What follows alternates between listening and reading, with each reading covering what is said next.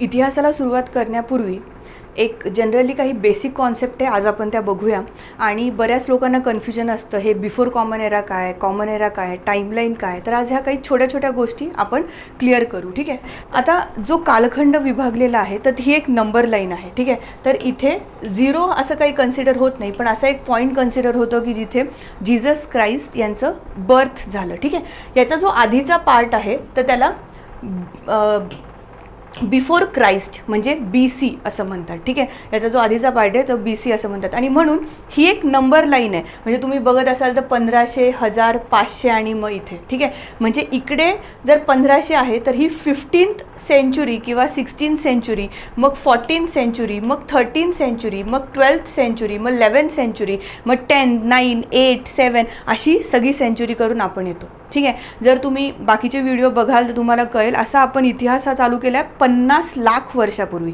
50 लाख वर्षापासून तर 5000 वर्षापर्यंत आपण पूर्ण अश्मयुग हे बघितलेलं आहे. आणि 5 वर्षाच्या पुढे 3500च्या इकडे आपल्याला इंडस व्हॅली सिव्हिलायझेशन मिळतं. मग जसं पुढे जातं तसं लेटर वेदिक, अर्ली वेदिक अशा सगळ्या गोष्टी आहेत.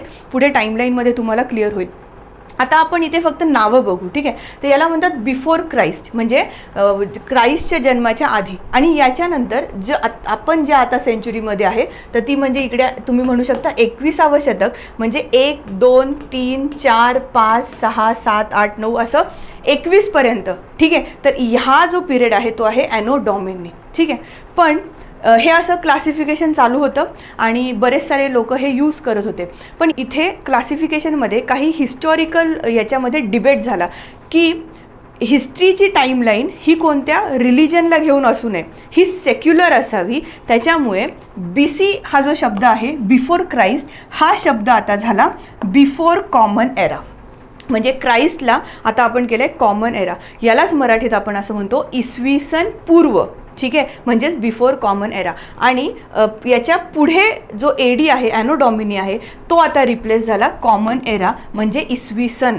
ठीक आहे. हे इतकं सोपं आहे. ही नंबर लाईन आहे तर थोडं व्यवस्थित जर तुम्ही बघितलं तर तुम्हाला कळेल. ठीक आहे. पुढच्या याच्यामध्ये अजून डिटेल आपण घेऊ शकतो. हा मॅप अजून तुम्हाला क्लिअर दिसतो.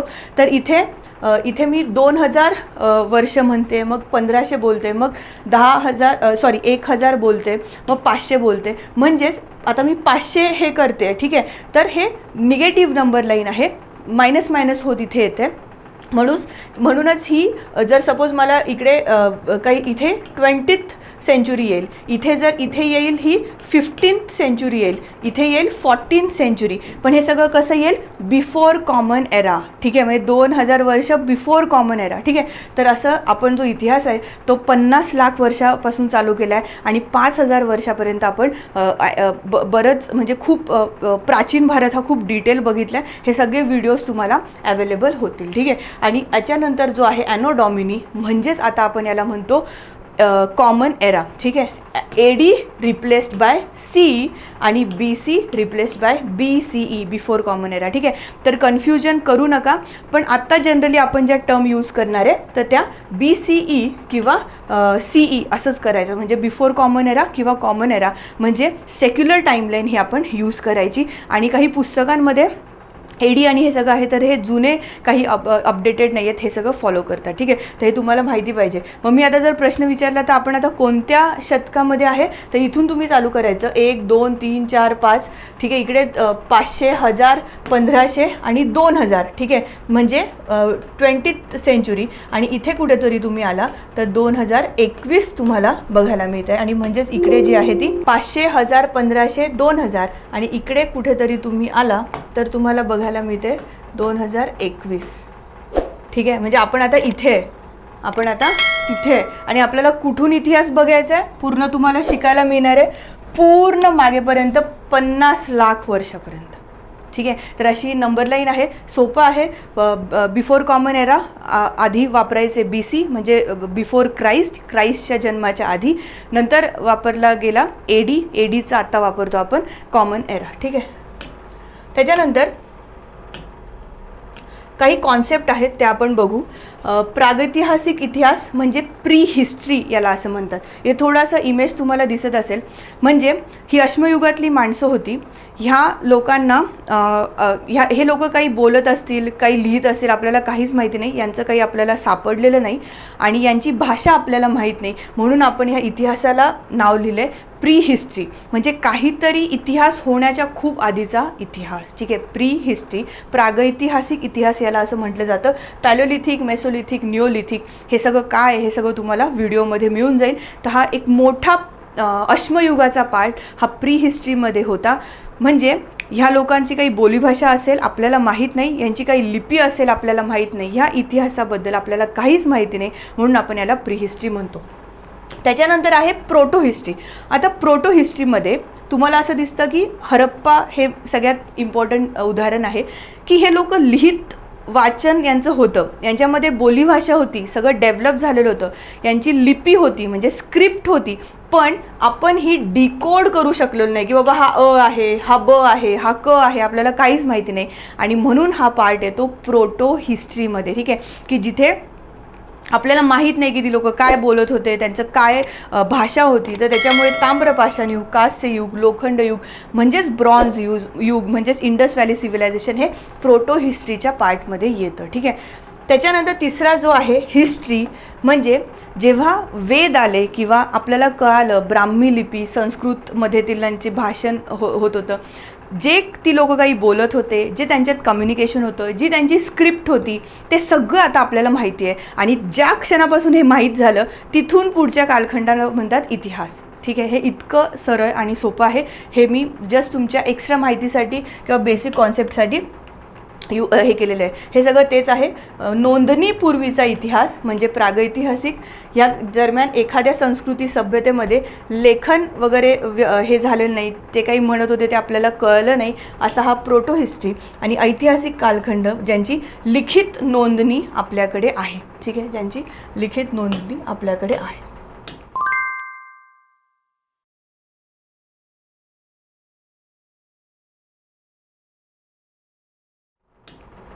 आता एन्शियंट इंडिया समजण्याच्या आधी एक सेपरेट विचार केला की आपण एक सेपरेट टाईमलाईनवरती व्हिडिओ घेऊ.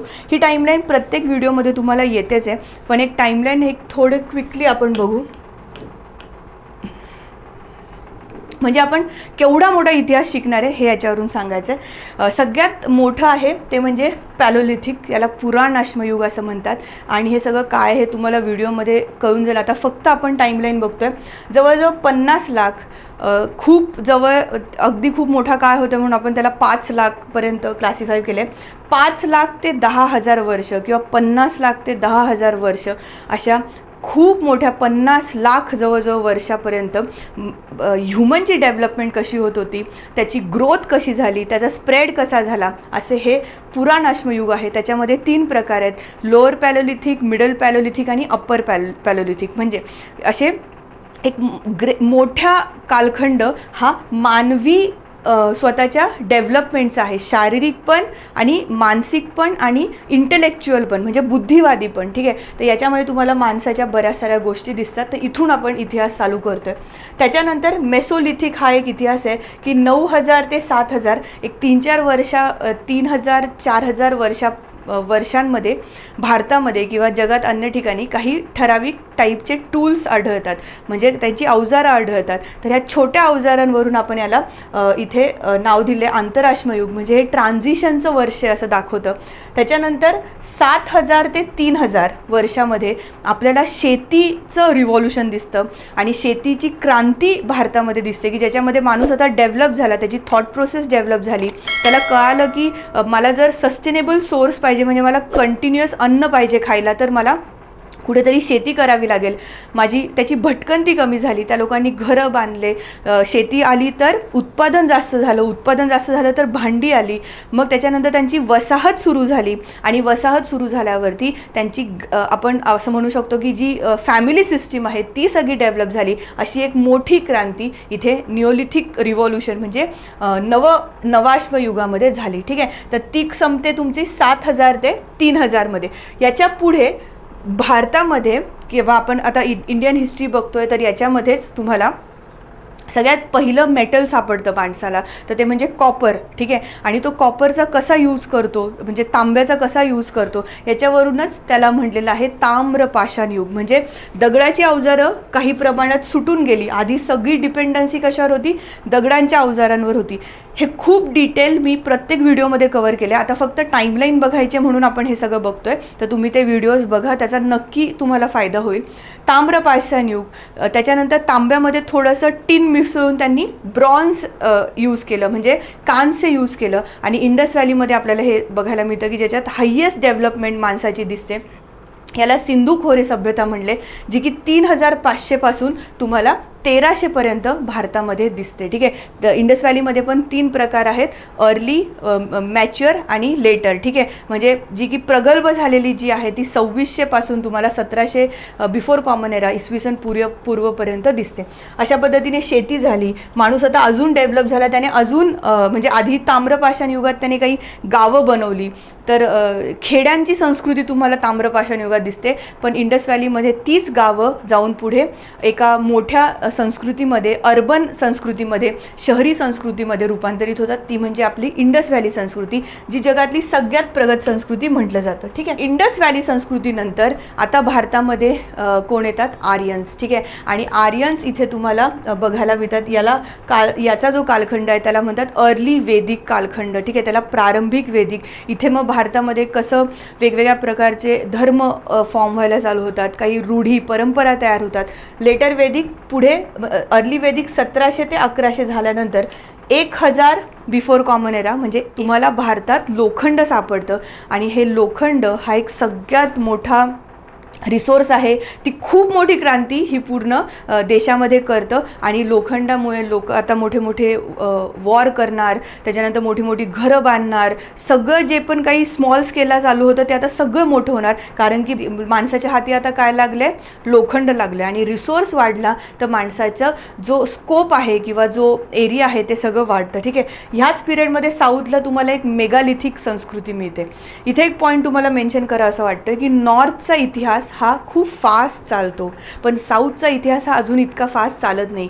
साऊथची डेव्हलपमेंट अजून इतकी होत नाही. पण एक पॉईंट असा येतो जिथे नॉर्थ आणि साऊथ हे एकत्र येतात आणि पुढे मग त्यांची डेव्हलपमेंट सेम चालते. तर म्हणून साऊथला अजून पण स्टोनवरती किंवा दगडांवरती डिपेंड असणारं एक कल्चर दिसतं, जे की नॉर्थला लोखंड आत्तापर्यंत येऊन गेले, शहरी संस्कृती फॉर्म येऊन गेले, पण साऊथला अजून तसं काही दिसत नाही. ठीक आहे, त्याच्यानंतर लेटर वेदिकचा कालखंड आहे, ज्याच्यामध्ये आर्यन्स हे भारतात पूर्ण पद्धतीने सेट होतात. इकडे वॉरफेअर चालू होतात, लोकल कम्युनिटी आर्यनसोबत त्यांचं मिक्सिंग होतं आणि एक वेगवेगळ्या कम्युनिटीज इथे फॉर्म होतात. इथेच मग धर्म आहे, जो आपण वेदिक संप्रदाय म्हणतो, हे सगळं जे आहे यज्ञ परंपरा, हे सगळं वेदिक, लेटर वेदिकचा जो कालखंड आहे तिथून चालू होतं. याला ऋग्वेदिक कालखंड पण म्हणतात आणि याला लेटर वेदिक कालखंड म्हणतात. 1100 ते 500 बिफोर कॉमन एरापर्यंत आपल्याला लेटर वेदिक कालखंड मिळतो.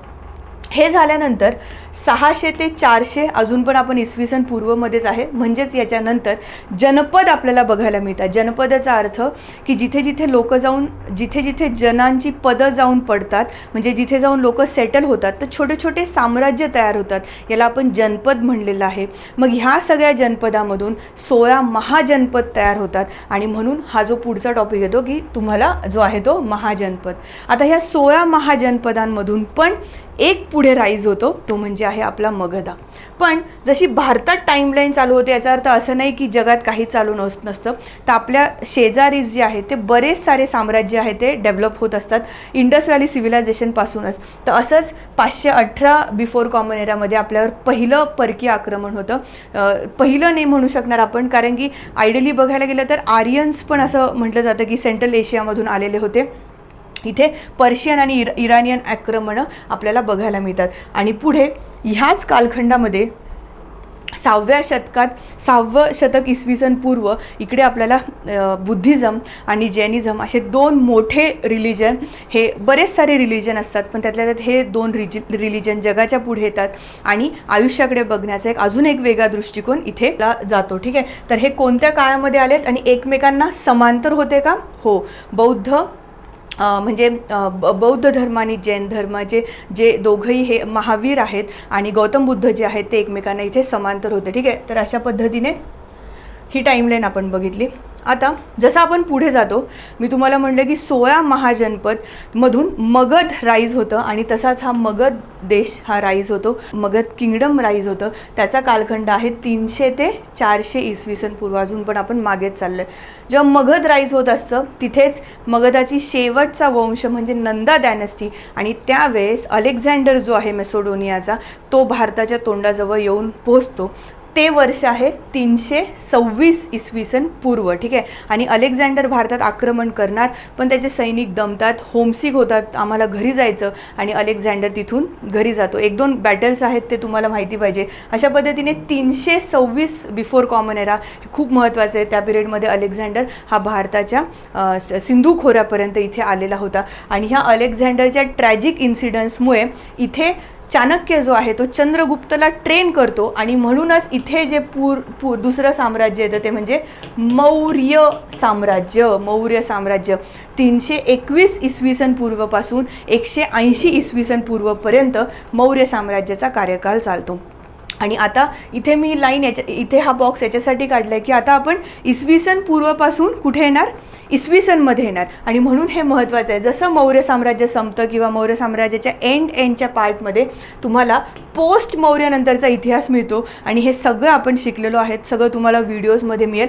तेव्हा भारतामध्ये इंडो ग्रीक असतात, त्याच्यानंतर पार्थियान असतात, शका येतात, कुशना येतात. तर हे सगळं कुठे येतं, पोस्ट मौर्यमध्ये. ठीक आहे. शका, कुशना, त्याच्यानंतर इंडो ग्रीक, नंतर सातवाहन आहेत, इथे तुम्हाला दिसत असेल, इथे सातवाहन, त्याच्यानंतर शुंग. हा कुठचा पार्ट आहे सगळा, पोस्ट मौर्यचा, मौर्यनंतरचा इतिहास, जो की 300 वर्षापर्यंत आपल्याला लोक बऱ्यापैकी मिळतात. ठीक आहे. बरेच सारे साम्राज्य मिळतात. ह्याच कालखंडामध्ये साऊथला जसं आपण 1000ला मेघालिथिक बघितलं, तर त्याच्या पुढे आता साऊथ चाललं आहे. तर साऊथला इसवी सन पूर्व 300 ते इसवी सन 300पर्यंत म्हणजे 600 वर्षामध्ये, म्हणजे इसवी सन पूर्व 300 म्हणजे before common era 300 to 300 C म्हणजे कॉमन एरा, असे 600 वर्ष इथे संगमा एज मिळतं साऊथला, संगमा एज. ठीक आहे. आणि तेव्हा वरती कोण असतं, पोस्ट मौर्याचे इतके सगळे लोक असतात. हे तुम्हाला सगळं आपण घेतलेलं आहे. याच्यानंतर पोस्ट मौर्याच्या नंतर परत काय चालू होतं, हे गुप्त युग चालू होतं, की याच्यामध्ये परत एखादा त्याच्यातला राजा उभारून येतो, आणि चंद्रगुप्त जो पहिला आहे तो इथे राज्यकारभार परत गुप्त युग चालू करतो. आणि गुप्तात काही फेमस राजे होतात, जसं मौर्यामध्ये राजे होतात, चंद्रगुप्त मौर्य आहे, बिंदुसार आहे, अशोका आहे. ठीक आहे. तर असंच इकडे जे राजे होतात ते चंद्रगुप्त आहे, तो मौर्य, आणि हा चंद्रगुप्त कन्फ्यूज नका होऊ. हा चंद्रगुप्त पहिला येतो, त्याच्यानंतर समुद्रगुप्त येतो, चंद्रगुप्त दुसरा येतो. यांची जी फॉर्मेशन डायनेस्टी आहे ती आहे श्रीगुप्तने हे केलेली आहे. तर 319 पासून 540 असे 300 जवळजवळ 250 वर्ष हे इथे गुप्त राज्य करतात. ठीक आहे.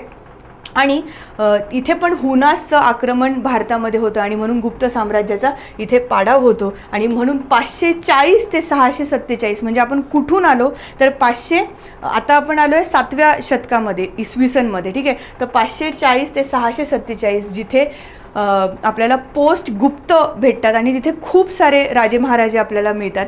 असं म्हणतात की 647ला जेव्हा हर्षाची डेथ होते, असं म्हणतात प्राचीन इतिहास संपतो, म्हणजे एन्शियंट इंडिया तिथे संपतो. त्यांनी नाही ठरवलं की आता आपण इथे एन्शियंट इंडिया संपवायचं, तर आपले जे काही इतिहासकार आहेत त्यांनी असं समजलं की इथे आपण आता प्राचीन इतिहास हे बंद केलं पाहिजे, कारण की मटेरियल प्रोग्रेस जी आहे, जी डेव्हलपमेंट आहे ती खूप होते, आणि म्हणून आपण ह्या इतिहासाला प्राचीन नाही म्हणू शकत.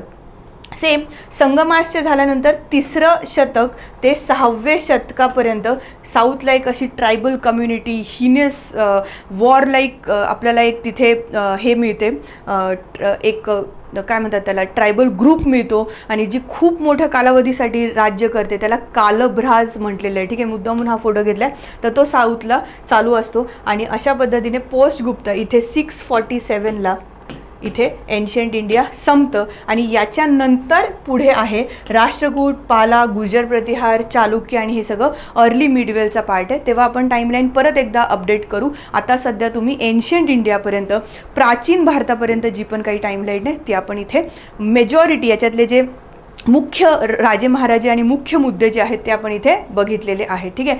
अर्ली मिडवेल म्हणजे प्रारंभिक मध्ययुगीन भारतची इथून पुढची टाईमलाईन ही वेगळ्या याच्यामध्ये आपण अपडेट करू. थँक्यू.